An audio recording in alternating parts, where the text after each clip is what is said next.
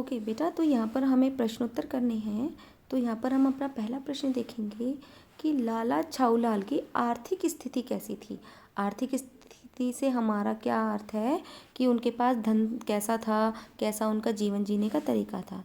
तो यहाँ पर देखिए, आप वर्कशीट में देखेंगे, सबसे पहले इनकी आर्थिक स्थिति के बारे में बताया गया है कि लाला छाऊलाल को खाने पीने की कोई कमी नहीं थी। काशी के ठठेरी बाज़ार में मकान था और नीचे की दुकानों से 100 रुपये मासिक के करीब किराया उतर आता था। यानी कि वो अच्छा खाते थे, अच्छा पहनते थे। ठीक है, इतना। तो यह आपका आंसर नंबर 1 हो जाएगा। ठीक है, अब हम अगला क्वेश्चन देखते हैं। अगला क्वेश्चन है, यहाँ देखिए, लाला छाऊलाल की पत्नी ने उनसे कौन सी मांग पेश की थी। यानी क्या मांगा था लाला छाऊलाल की पत्नी ने। तो इसका उत्तर हमें यहाँ से मिल जाएगा कि एक दिन जब उनकी पत्नी ने एक दिन एकाएक यानी अचानक 250 रुपये की मांग पेश की। ठीक है, उन्होंने इस चीज़ की मांग पेश की उनकी पत्नी ने, यहाँ से लेकर और यहाँ तक ये हो जाएगा उत्तर नंबर 2। ओके, अब प्रश्न नंबर 3 देखेंगे हम। प्रश्न नंबर 3 है कि लेकिन मुझे इसी ज़िंदगी में चाहिए। अजी, इसी सप्ताह में ले लेना। सप्ताह से आपका तात्पर्य 7 दिन से है या 7 वर्ष से।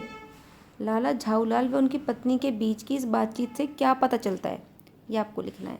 मैंने क्या बताया था आपको कि क्या पता चलता है कि जो लाला छाऊलाल हैं वो बहुत ही कंजूस किस्म के जो व्यक्ति हैं, और जो उनकी पत्नी हैं उनको ये वाली बात पता है कि लाला छाऊलाल उनको एक सप्ताह में 250 रुपये नहीं देने वाले। इसीलिए उन्होंने ये वाली बात कही कि उनको इसी जन्म में 250 रुपये चाहिए। ठीक है, यहाँ पे आप देख रहे हो पिक्चर में जो लाला छाऊलाल हैं उनकी पत्नी के बीच में क्या हो रही है, बातचीत हो रही है। ठीक है, तो आप ये लिख देंगे, सिर्फ इतना ही इसमें लिखना है। प्रश्न नंबर 4 देखिए। प्रश्न नंबर 4 क्या है, गतिविधि है। गतिविधि का अर्थ एक्टिविटी भी होता है इंग्लिश में। इसमें आपको क्या करना है, दो मित्रों के बीच क्या बातचीत हो सकती है, बातचीत को संवाद के रूप में लिखना है। तो बच्चों, संवाद क्या होता है, संवाद होता है, संवाद का जो अर्थ होता है उसका अर्थ ही होता है बातचीत। ठीक है, संवाद का अर्थ होता है बातचीत। यानी कि जब यहाँ पर एक व्यक्ति है और यहाँ पर एक व्यक्ति है, इनके बीच में जो बातचीत हो रही है वो क्या है, संवाद है। ठीक है, तो आपको क्या बताना है कि जो दो मित्र हैं या दो सहेलियाँ भी हो सकती हैं, उनके बीच में क्या बातें हो सकती हैं। कुछ भी, आप कोई भी टॉपिक ले सकते हो।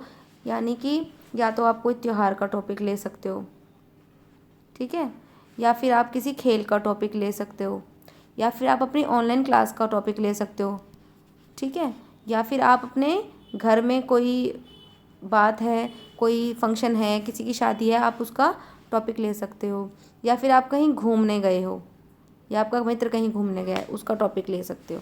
कोई भी आप एक टॉपिक उठा लो और उस पर दो बच्चों के बीच में, दो सहेलियां या दो दोस्तों के बीच में आपको बातचीत दिखानी है। ठीक है, बातचीत आप कैसे दिखाएंगे, देखो संवाद का एक तरीका होता है। आप उसमें क्या करेंगे, सबसे पहले हम इसको साफ करते हैं।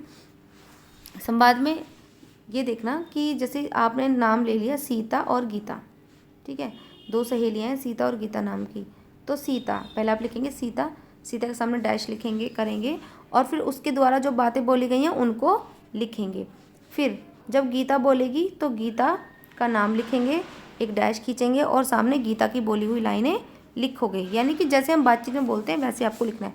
उसके बाद जब गीता, फिर सीता बोलेगी तो फिर सीता लिखोगे, है ना, फिर उसके बाद लिखोगे, फिर गीता लिखोगे, ऐसे करके सारा आप संवाद लिखेंगे। ठीक है।